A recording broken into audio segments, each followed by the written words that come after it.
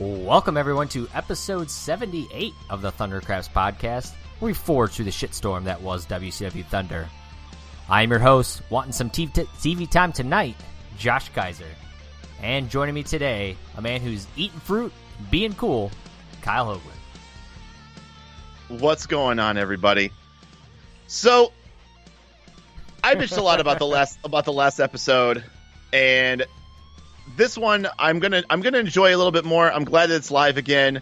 I'm still blown away that we're still talking about Hummergate in now September of 1999, considering that the two people that were involved in Hummergate back then are either inactive or kayfabe retired. But you know what? Lex Luger needs something to talk about. He's back, so I guess we gotta figure out something to do with these guys. But what's going on, man? Let's try and pretend that we didn't record this fucking episode for 40 minutes and then realize we never hit record. Whew, boy, this is a first in 78 episodes, plus every other podcast we've ever recorded, that somehow I didn't hit record. And I really thought, for a September 99 edition of Thunder that didn't have a whole lot going on, I thought you and I, we had a lot going on in our conversation. We did, but you know what? Here's what we're going to do. We're going to hit the reset button. Yep. And we're going to go through this as this exciting, jaw-dropping action that was Saginaw, Michigan, September 2nd, 1999, live. We are going to bring it again as if, it's like 51st dates, all right? We're That's just going right. You and I are both, I almost said Gwyneth Paltrow, Drew Barrymore. Yeah, or we could be, Bill Murray and Groundhog Day. We've lived this before, but for you out there, you haven't lived this before. So let us bring you back on this adventure that was Thunder 78. It was September of 99, and you and I, Kyle, we're going to discuss it as though we have not just spent all this time discussing it, and let's just see where it goes. So we are opening up with a replay. It's Lex Luger on Nitro. He's showing a picture of Hogan to Sting, and it's Hogan in a white Hummer wearing a black and white NWO shirt, Kyle. So now we have Hogan potentially driving the Hummer. Of course, that was the Hummer that hit Kevin Nash during that Randy Savage-Kevin Nash feud from some time ago. Which obviously makes no sense, because during that time, Hogan was gone having knee surgery. So I don't know if he's going to be driving Hummers until it's the size of limos during this time. And once again, going back to none of this makes any sense. Like, this is how bad the writing is right now in September of 99, that they are recycling a basically dead on arrival storyline that they're just dragging through the mud with completely different people. This was supposed to be maybe Sting was driving the Hummer for Savage when he hit Nash, and then Nash got retired and Macho Man's not wrestling, and then now we have Sting and Hogan. I guess they're sort of feud. This is what you call forced dialogue. Sting and Hogan at this point are, I would say, Hogan's a face. Obviously, he's back with the Hulkamania. He's back with the red and the yellow. Sting's always been like that chaotic baby face during his Crow era. So he's never really been much of a true heel, but he's also kind of like that, that vigilante good guy that you still kind of cheer for. But they really don't have anything against each other. There's nothing to sink your teeth into for Fall Brawl. So what do? You throw in fucking Hummergate right in their faces. And then let's pepper in Luger as well, wearing a Yankees outfit. Which, once again, we talked about this the first time we recorded it. We didn't know exactly where Nitro was. We found out later it was in New York, which usually when somebody wears a New York jersey, like a New York Yankees jersey in a city that has a sports team or a baseball team that's not in New York, that's usually like the telltale. You're supposed to boo that guy. That's supposed to be, I'm better than you, and kind of like all that stigma. But this actually was in New York. So now Lex Luger, we don't know, he's coming off sounding a little bit like a heel. I don't know, like we only saw like bits and pieces, and maybe it's just the way he comes off as kind of being a little bit chauvinistic, and anyways. But maybe if we were watching Nitro and we were kind of going through all this, maybe Luger does come out looking like more of a face, and but he's stirring the fucking shit right now with Sting and Hogan. Yes, he is. Of course, we do see multiple replays here. The first, of course, from June of '99 when Nash was attacked by the Hummer. So let that sink in. We're recycling this story from June. It is now September. So a lot has happened since then. Zbyszko, a lot of it not Hummer related. Zbyszko and Tenay letting us know we're 10 days away from Fall Brawl. And while we might be in the state of Michigan, Sting is in a state of confusion. Nice. We also find out Goldberg and the Cat wrestling later tonight. And then, as you mentioned, Luger on our third replay of the night already. He's rocking his Yankees attire. He's talking about what a sham, a con man, a no-good scammer that Hulkamania is. Hogan says, he doesn't know what Luger's got up his shorts, and that's when Hogan said he's going to be in the back eating fruit and acting cool. Sting's going to go hunt down Hogan. He finds the closet that is Hogan's locker room, opens it up, and who does he find? Randy Savage and Gorgeous George getting handsy. In literally like the smallest room I've ever it's like seen. A janitor's closet. But this is Hulk Hogan we're talking about here. No matter where you go, if Hulk Hogan is in your building, you're going to give him a room. You would think You know what I mean? Not the janitor's you would get closet. That. But unfortunately not in where'd you say this was in the Uniondale, Nassau Uniondale. Coliseum. That's right. I almost said, I don't know why I was like, the Warsaw? No, Nassau Coliseum. Nassau. There you go. There are, look, I don't know too much. I've been at Nassau Coliseum. I can almost guarantee you there's a couple decent rooms to have to prop up and create a makeshift Hulk Hogan dressing room, and not the utility closet with, I think, Hogan's weightlifting belt just conveniently like draped across to let you know that's Hogan's dressing room. We open up then. DDP's going to come out. We find out Goldberg and DDP are wrestling at Fall Brawl. Of course, a nice rematch from Goldberg's probably arguably best match he's had in his career at Halloween Havoc last year. But of course, lots changed since then. Goldberg no longer champ. DDP a heel. He's going to call out Goldberg tonight. Says his DDP things. But instead of Goldberg, DDP's going to get Al Green, Kyle. Hey, former number one contender of the world title, Al Green.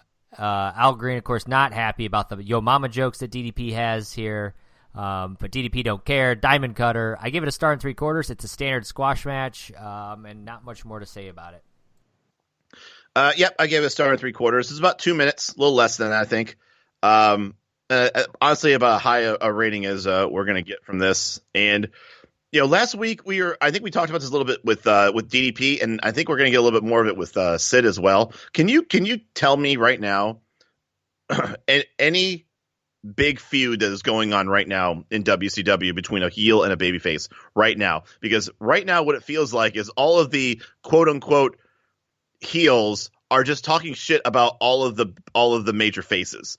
Like DDP last week was basically like, I've got a list of people I'm dealing with. I'm taking on. I want Sting. I want Hogan. I want Goldberg. And then Sid comes out and basically regurgitates the same shit.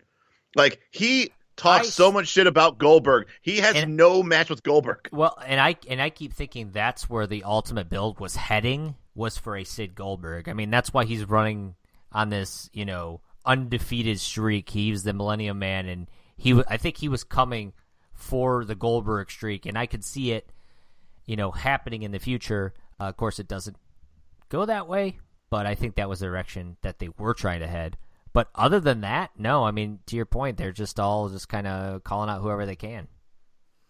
Which, once again, like I think you and I do listen to a couple podcasts and everything like that, and this just sounds like Chris Jericho trying to force himself or trying to create his own storyline with a face. And I feel like Goldberg is playing the Jericho clause of being like, I don't want to fucking work with Sid. Fuck that. I don't need Sid. So Sid is basically just calling out names. DDP's calling out names. Goldberg, nobody has a feud. And Hogan has a Hummergate feud now with Sting, which is completely just brought out of left field and totally like just fabricated. Like it's an interesting time in WCW where I don't feel like there's anybody that has like a true feud with anybody. Everybody talks shit about everybody, but there's no build to anything ultimately. Everyone's still doing their own shit on their own. Well, you're going to get a hot match here after that, Kyle. It's Dave Taylor wrestling Shane Douglas. Steven Regal and Dean Malenko are going to battle a little bit on the outside. Shane Douglas is going to squash Dave Taylor with a Pittsburgh plunge. I actually gave it a 1.5 stars. I didn't even think it was a good squash match. It was too fast. I almost gave this a dud. I almost didn't rate it at all. But I did give it a 1.75 stars. I think it was about as interesting as DDP squashing Al Green. I think the only thing that DDP has an advantage over is his Yamama jokes. And also the fact that the Diamond Cutter is cool. So you got to give it that. The Pittsburgh plunge, I'm not married to it. Yep, that's fair enough. After the match, Revolution, the Brits and the First Family all get into the ring. They're all battling. Then Shane Douglas is going to get on the microphone. He's going to say at Fall Brawl, you're going to get that no DQ match you want. And then the Revolution are going to go into the four corners, but Dean's going to screw that up to make it where it didn't look quite as fluid, quite as cool with the rest of the four. Yeah, I didn't know if you had something you wanted to add to that or not. I mean, I'll talk more about my issues with the Revolution later. Okay. We're going to see them later. Yes, we are. We then come back from commercial. We got commentary teams discussing Berlin while we're getting a video pack or a promo for the Ric Flair and Hogan videos. We then which just seems really that seems so dated. Like the cassette. It's 1999. Ric Flair isn't wrestling right now, and it just seems weird in like the fall of 99. It's like, check out these videos of like, this looks like something out of 96, not 99. And then also just the whole Berlin package. So Berlin made his WCW debut on Nitro. We already have video of him, but we're still getting this using the same old tired, a bunch of jabronis in Germany, beating on the Berlin Wall, tearing it down, with the, no defeat, no surrender, the little spinning green Berlin thing at the end. Like, we have him now, and we could have easily been like, hey, here comes Berlin, and here's where we're at with it. He doesn't speak a lick of English. He has a translator, and here was a little bit of the interview that he had in the ring with Mean Gene. Didn't have any of that. I have been giving praise lately that we haven't had a whole lot of Nitro recaps, but I feel like this is warranted. We've been seeing, I feel like a Berlin promo is now getting close to, take a shot, type of prestige at this point. But we're now at the point where that should be done now, and we're still using it at this point. Yeah, I don't know what to say. We're saved, though, with a Kaz Hayashi El Dandy match, Kyle. Kaz Hayashi not rocking the Glacier gimmick anymore, so it looks like that is over and done completely. What is also over and done completely, I think, is these two in the ring with each other, because I just felt like they had no chemistry at all. Everything felt slow. It felt awkward. It was like they had never wrestled each other ever before, and maybe neither of them can speak good English, and they have, I don't know if there's just a translation thing there or what. There's also a style. There's a style clash a little bit too. Like, yeah, they're both. I mean, I don't know if I say El Danny's a cruiserweight, but he's in that. He's a luchador of sorts. He's a luchador of sorts. Yes. So Kaz obviously is a high flyer, but I wouldn't really call his style as like lucha libre, like El Dandy's would be. So a lot of times when you have guys like that, like, there's not a lot of people that can, I guess, translate their skills and be able to go back and forth. I think Ray was very good at it. Ultimo Dragon was probably the best at it, of being able to like kind of mix both styles. But unfortunately, I think Kaz has his ways. El Dandy has his ways. They did not mesh well. Kaz is going to win this match with a senton backsplash. I gave it a 1.7 stars, and the reason for that is I think this was match of the night, but it was not worth the 2-star rating. And I've already rated a 1.75 stars, so why not a 1.7 stars? So I gave this 2 stars, and I think the main reason why I actually gave it a pretty high rating was because I saw this match and was like, oh God, Sid's going to come out here and beat the shit out of these guys. This has Sid Vicious, power bombing these guys just written all over the place. But they got a finish out of it. Kaz Hayashi is technically the number one contender for the Cruiserweight title, so it's good to see that he goes over on somebody, even if it is El Dandy. My apologies to El Dandy. I'm your number one fan, dude. I would never talk shit about you, but let's be real here. But once again, another quick match. But I really didn't have a whole lot of problems with it. And once again, I agree with you. It's better than all the matches that we've seen before, and I've given star and 3/4 of the last two matches, so had to give this the bump. Speaking of bumps, El Dandy and Kaz Hayashi are going to bump after this match to Sid because Sid's going to come out, and squash him with Charles Robinson holding a 75-0 sign for Sid. He's going to do a count after El Dandy gets powerbombed.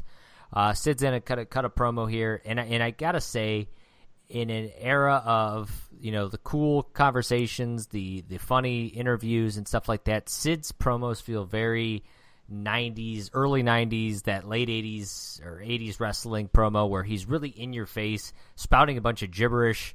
But I feel like it's in a good way. Like Sid just has this. It's different than what anyone else is doing right now, and I gotta appreciate him for that. It's also one of those things where it's something that Sid does. Sid has his ways. I don't think he's going to change. I don't think he's the type of person to reinvent himself. But Sid's promos are as maybe sometimes overdone, or maybe we're kind of sick of hearing him every week. But Sid has a very unique style. I mean, it does sound like something that's stuck out of time, but it's not overly bombastic. It's not your say your prayers, eat your vitamins. It's not like your classic heel where, he's either being a chicken shit or talking about whatever. He sounds methodical. He sounds like he is just this, ascended human being of a person. And he talks that way. And and like you said, I definitely appreciate it. And maybe, I think maybe Sid is, I don't know if I would say underrated, but I think he's an underappreciated guy on the mic, because I think I think he's better than what I think most historians of wrestling will probably put Sid on the the list of best promos. I'm not saying that any of his promos are anything memorable, but I don't think there's really anybody that gives a promo the way Sid does. I agree completely, and I think Sid would have probably been more kindly thought of if, I don't know, there was just I think he had all the tools, all the abilities, but maybe it's just didn't care enough or didn't have the right things happen at the right time or some combination of all of that. But he'll never be in that upper tier. I think he'll be in kind of a forgotten tier of sorts. Oh, and I agree, and it is a shame because I think he has the look, he has the body. I mean, by look, not just the body, but I think he just has the looks menacing like a professional villain wrestler. Yeah, he looks like a professional wrestling villain. Yep. And maybe I don't know if there's anything politically or whatever the case may be. He might have had some of that Brock Lesnar where you just don't think he cares enough, and just kind of didn't take it as serious as some of the other guys, didn't maybe respect it as much as some of the other guys. And well, I know he didn't respect it enough that Arn tried to stab him with scissors. So I mean, there's that. There is that. After this, though, the Cruiserweight title's on the line. Lenny, of course, our champion, coming to the ring by Lodi. Lodi's rocking a sign on his way out that says LodiPage.com. I went to it to see if it was a real site. It is if you can read Japanese. So I'm not sure that's what Lodi was promoting, but who knows? Lenny, however, promoting the Cruiserweight title with pink bows and ribbons. So what'd you think of this new look? I mean, this is not your father's spinner title. That's your father's spinner title. Holy shit! Which is sad because I think the spinner title is now over 10 years old at this point. Yeah, I believe it is. But here's the thing about this. So what do you think is probably more controversial, more of a slap in the face of history? Okay, you've got Hogan when he, was in the NWO, he spray painted the world title. Everyone talked about how a despicable act that was. But I challenge the Thunder Buddies out there. You tell me what is more egregious, more of a spit in the face of the history, the lineage of a title than Lenny Lane putting pink bows and glitter and ribbons on this title. Because I don't know. I think the moment that Lenny did that, Lenny is now at this point, he's the top heel of WCW, and you can try and talk me out of it, but I think you agree as well. Yes, I do. And I wanted to bring up a little bit here. So the WCW Cruiserweight title, I mean, talk about the lineage, the proud lineage it has had. It has been around now for 3 full years. Holy shit, 3 years. 3 years, yes. I'm not counting the original title run that was there with the WCW Cruiserweight title in 91 and 92 for like 4 or 5 people that Brad Armstrong and Scotty Flamingo had. But I'm talking. Come on. You got to give that. Brad Armstrong had a title. You got to give it to him. He never lost it either. So good for you, Brad.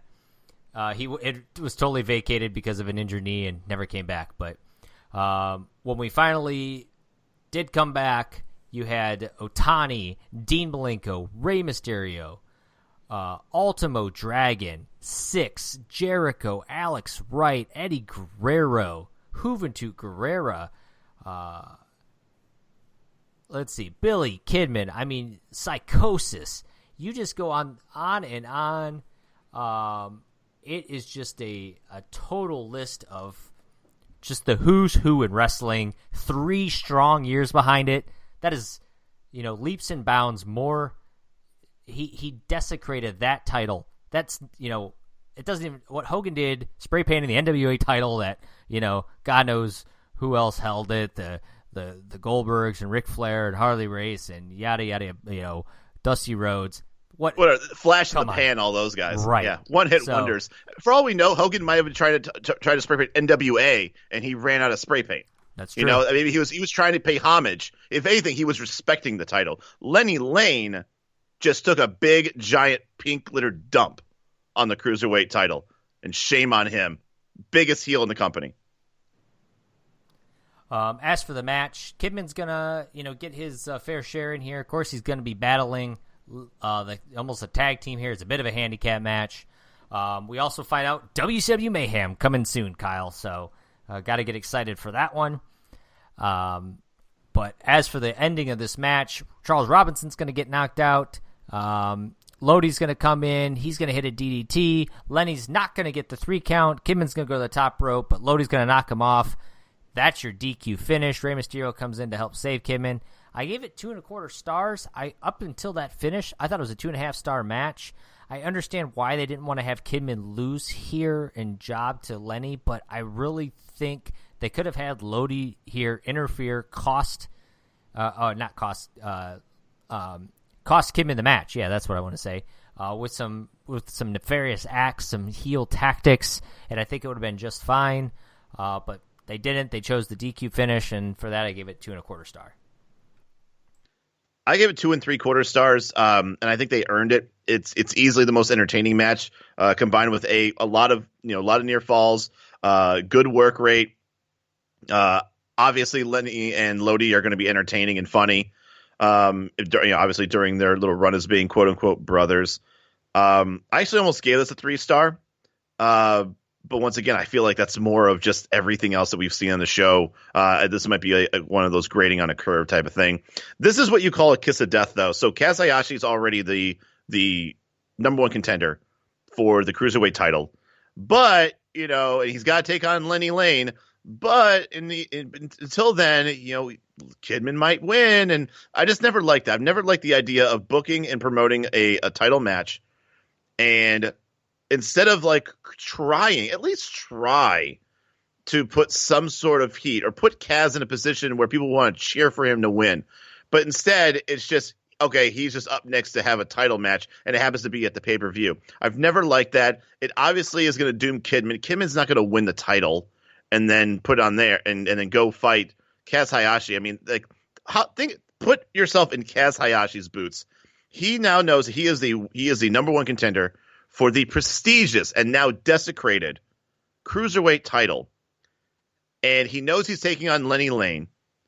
So he's watching film, he's studying up, he's doing extra training, extra conditioning in order to make sure that he has every advantage possible in order to fight a match that is going to put him in an advantage against a particular wrestler, in this case, Lenny Lane. How shitty would it be that after all of that work, after all that preparation, that Kidman just swoops in and gets the title, and now he only has 10 days to prepare for Billy Kidman. So I am glad that Kidman did not win it. It would have been a complete travesty if Kaz Hayashi was basically just given the wooski, and now he's got to go and take on somebody that he has been prepping for, at least an extra week. So you're smelling a conspiracy, is what you're saying. I'm saying that, if we're going to go with Cruiserweight title or Hummergate at this point, I'm going with Cruiserweight title.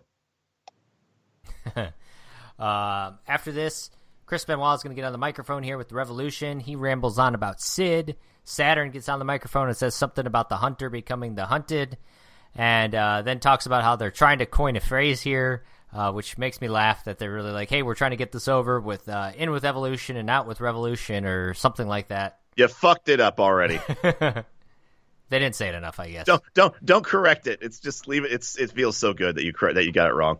By the way, can you find me another stable with at least 4 people that have, at this point, and like I said, no disrespect to Perry Saturn and Chris Benoit and Dean Malenko and Shane Douglas. I think they're all above average, if not fantastic workers.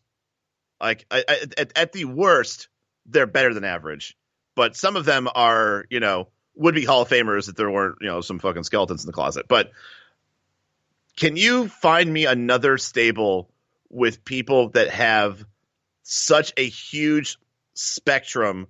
From one side, you've got all this great work rate, and on the other side is, holy shit, you guys should never hold a mic in your hands. Yeah, it's really that's pretty much what it is here. Shane Douglas is okay on the microphone, but the rest of them, Dean is bad.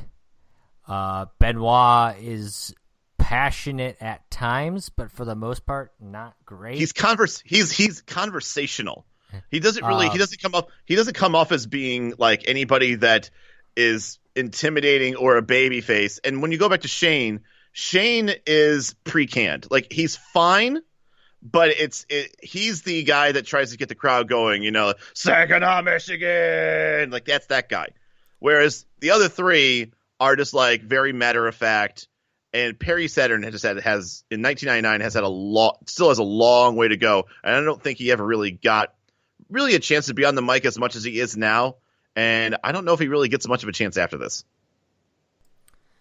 Yeah, I'm not sure if he does or not. And I guess he has a little bit going on for him, but I don't know. After this, Buzz Stern, Kyle, we get a Buzz Stern promo here.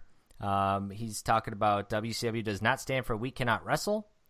And we find out his new protege is Luther Biggs. So we've got Luther Biggs and Buzz Stern and what's got to be at this point some sort of comedy act, because I can't take them seriously. And I don't even think they're that funny of a comedy act. Here's the thing. I kind of disagree. The more I'm watching these, the more I'm actually I'm looking forward to see where it goes. Like, it'd be one thing if I was like, now that I understand what this is, when this was first starting, I was like, oh, are they repackaging? I'm sorry, I'm just really bad with remembering his name. The former Glacier. But at first I'm like, oh, are they just rebranding him and he's going to be this guy that's going to wrestle as like a gym teacher or I don't know what. But I was starting to get into it when I started realizing that, oh, this seems like not like a serious thing. It doesn't seem like, okay, he's going to be like the next big manager where he's going to be, training up these new guys, this new blood, and this is going to be the future of WCW. I think we can throw that out the window now. That's not what this is going to be. This is clearly a comedy relief type of thing. And let's be clear, guys, we shouldn't shit on this because it's not about the work rate or it's about getting that next big push or anything. You have to have in a successful wrestling program, you got to have those points of just comedy relief and just for entertainment for the sake of entertainment. If a card was nothing but just match after match after match, it gets stale. No matter how good the product is, no matter how good the talent is, you need a Santino Marella. Like you need a Roddy Piper, even though, like I said, Roddy Piper was a good wrestler. He's a Hall of Famer. But I think Roddy Piper has always been known more as a mouthpiece, as being more of a guy who does promos, a guy who does his segments, if you will. You need your Doink the Clown sometimes, and that's what I think this is really getting at. And really, there's no one in WCW that really is going to give that to them. So I guess you got to kind of wait and see if this is actually going to mature. But at the same time, we have hindsight's 2020. I don't remember anything about Buzz Stern or Luther Biggs in 1999 or beyond. Yeah, it's probably short-lived. Absolutely. But after this, we get Harlem Heat wrestling Disorderly Conduct here on a live edition of Thunder. As you can imagine, Harlem Heat are going to win this one. And in my notes, because I didn't rewatch this and I watched it over 2 months ago, for some reason in my notes they say Harlem Heat win by a $, $, £, %, etc., etc. There's some carrots in there. It looks like a comic book character cursing. I don't know what I meant by that. So I'm going to ask you, Kyle, did the Harlem Heat win by either the motherfucker or the cocksucker by any chance, or some other slang? I kind of wish that was the case, but no. They won by like a kind of like their version of the heart attack, where Stevie Ray kind of holds up. I think it was Mean Mike in like a bear hug, and then Booker T goes bounces off the ropes and hits him with a Harlem sidekick. So it was a cool looking move. It's not as good as as bad as never mind. It's better than the slapjack. I'll go with that. Because the slapjack might be next to the leg drop, probably one of the worst finishers I've ever seen. But it wasn't bad. It wasn't bad considering that it was a tag team finisher. So that was kind of cool to see. But no, it was not. They did not win via the motherfucker or the cocksucker. Not this time, anyways. Fair enough. After the match, the West Texas Rednecks are going to get in for a quick attack on Harlem Heat. We then move to our next match. Scotty Riggs and Prince Iakea, Kyle. So this screams as potential Sid interference, right? Well, at the same time, I'm in this weird purgatory of clearly Sid has to stop this because the universe doesn't want to see either Scotty Riggs or Prince Iakea win a match. That's what was weird. It's like I cannot fathom anybody, either of these two, like pinning somebody for a 3 count. But I digress. Go on. We find out Michael Jordan and Goldberg were the only two who needed security at a recent autograph session at a golf event, I believe. Yeah, it was like a celebrity charity golf event. As for the match, Scotty Riggs hits the Famouser for the 3 count, so I've learned something. Scotty Riggs has a finisher, and it is the Famouser. I gave the match 2 stars, and I question, is this the first time we saw Scotty Riggs win on Thunder? You could have stopped at Scotty Riggs win, and I would have probably said yes. I don't think I've ever seen Scotty Riggs have his hand raised ever, whether he was Scotty Riggs or Riggs. I've never even seen him win as the American males, and he was a tag champion. So obviously he's won a match before. But yeah, I have no idea. I gave this a 1 3/4. Another short match, not much to admire.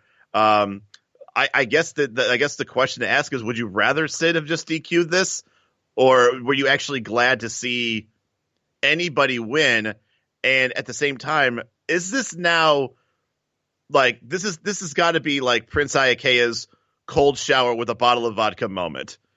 Like, where do you go from here with Prince Iakea? Like, there's a lot of to him. This feels like Sable power bombing him before fighting, Steve Austin. You know what I mean? Right. By the way, that was a Mark Merrill reference, in case No, anyone wasn't sure about that. Yeah, I got you there. Okay. Yeah, I mean, I got to think if you're losing to Scotty Riggs, you got to question where your career's heading. But after this, we get the Cat with Sonny Ono. Of course, the Cat's going to call out Hogan, and then he's going to call out Goldberg. So the Cat really trying to get himself over here. This is like heel number 6 that's calling out Goldberg. He's going to tell Sonny Ono to leave. He wants to take Goldberg out on his own. Says he beat him one time before. I don't know if I've seen that match, but I'll trust the Cat on this one. He should know his career better than I do. He said he's going to take the microphone so far up his ass that the crowd is going to hear him kicking it. So that was a little graphic for TBS. The Cat's then going to super kick Goldberg with his shoe, the red shoe, of course, the one that's been used to knock out so many of his opponents. Pretty much how he has won his last, 15 or 20 matches. Naturally, Goldberg's going to no-sell it, spear, jackhammer. I didn't even bother rating this match because it's a Goldberg squash, and it really just... I feel bad for the Cat in this one. I feel like they could have... Yeah, I don't know. I guess I don't feel that bad for the thing is, they buried the red shoe. That was his thing. Right.